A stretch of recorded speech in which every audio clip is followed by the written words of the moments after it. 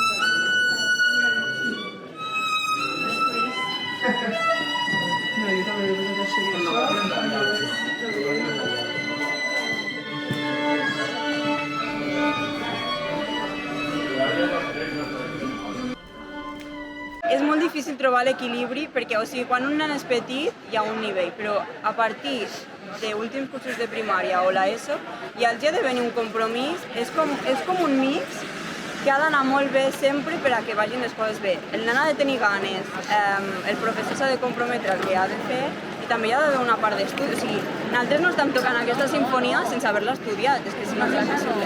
Llavors, de vegades, depèn de la maduresa i el compromís que es pugui tenir, també és molt difícil demanar-li a un nen que prefereix estar jugant a futbol que es fiqui a fer això.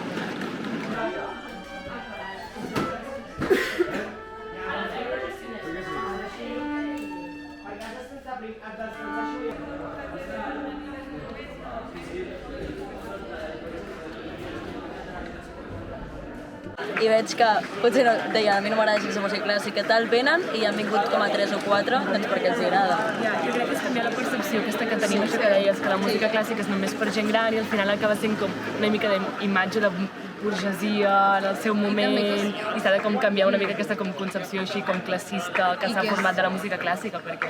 Ja, però també ho fa que és superprotocolar i tot, sí, ara s'ha d'estar a aplaudir, ara has d'estar sentat, no aplaudir, em sembla bastant... Jo que sé que si tu... Si per exemple tu ja pots aplaudir quan vulguis, Sí, és com si acabes de tocar un passatge molt xulo, molt difícil, en vez de gust aplaudir, perquè no pots aplaudir. Jo, per exemple, vaig conèixer la música clàssica veient Little Einsteins, que eren uns dibuixos animats que eren petits, que cada episodi anava dedicat a una obra, a un compositor. I això, bueno, ajuda també a incentivar un nen a que es fiqui en aquest món, però normalment ho coneixen per coses rotllo. Vas a casa de la teva àvia i té un disc de sonates de Beethoven. Clar, ho veus com molt antic, com molt del passat, que vols alguna més modern. Tothom que em deia venir a fer música era com una mandra, un pal, i la gent no li agradava. Jo crec que això ja fa que no vulguin entrar al conservatori i això, quan realment es veu tota la màgia que és fer música. Jo crec que estan mal plantejades les assignatures, que s'haurien de donar una volta en plan, com fer un pla docent o alguna cosa bé per poder motivar els nens més i llavors que aprenguin més de veritat de com és la música, com funciona.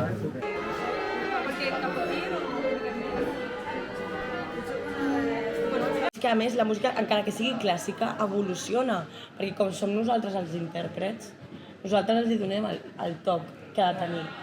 I al ser una orquestra jove també hi ha molta energia, moltes ganes... És que totalment. Perquè ara no tant, ara hi ha orquestres professionals que li posen molta passió i moltes ganes, però uns anys enrere anaves a veure un concert i és cert que la dinàmica de l'orquestra era molt més seriosa, no hi havia tant de moviment i tocaven superbé, perquè són uns professionals esplèndids, però no hi havia aquesta com a energia.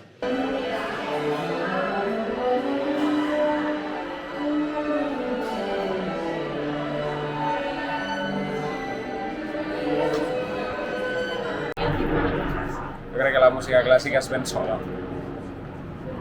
O sigui, molta gent, molts amics que no han escoltat mai música clàssica venen perquè toques tu, venen algun dia a algun concert i veuen un món que no és escoltar durant 45 minuts Spotify que t'estàs adormint. És una altra cosa totalment diferent anar a un auditori i escoltar una orquestra.